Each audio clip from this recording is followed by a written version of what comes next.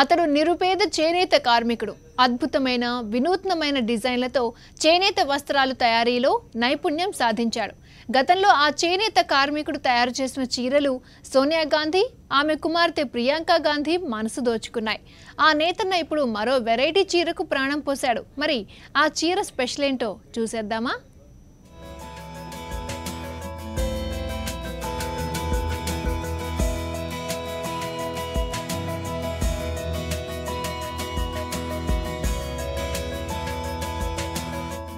అనంతపురం జిల్లా ధర్మవరానికి చెందిన చేనేత కార్మికుడు అన్వర్ బాషా రక్షాబంధన్ కోసం స్పెషల్ పట్టుచీర తయారు చేశాడు. ఎలాంటి రసాయనాలు వాడకుండా సహజ సిద్ధమైన రంగులతో ఈ చీరకు జీవం పోశాడు. రత్నాలు, ముత్యాలు చీరలో పొందుపరిచాడు.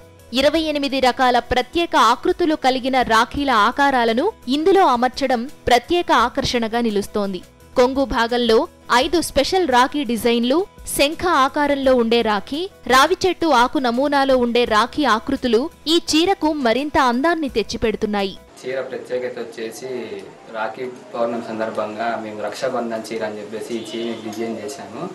ఈ చీరలో ప్రత్యేకత వచ్చేసి కొంగులో 5 రాఖీ డిజైన్ చేసిన పెద్దగా రాఖీలు డిజైన్ చేశామండి. అదే కాకుండా చీర మొత్తం 28 రాఖీని డిజైన్ చేశాము.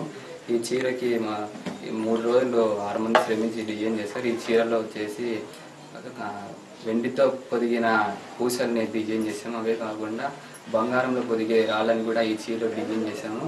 దీన్ని మొత్తం మేము రేషన్తోనే డిజైన్ చేసామండి.